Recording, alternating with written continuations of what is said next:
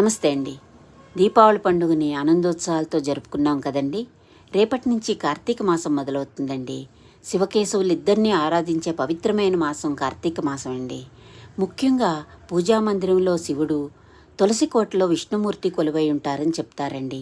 అందుకే మనం పొద్దున్న సాయంత్రం దీపారాధన పూజామందిరంలోనూ తులసమ్మ దగ్గర తప్పనిసరిగా చెయ్యాలండి.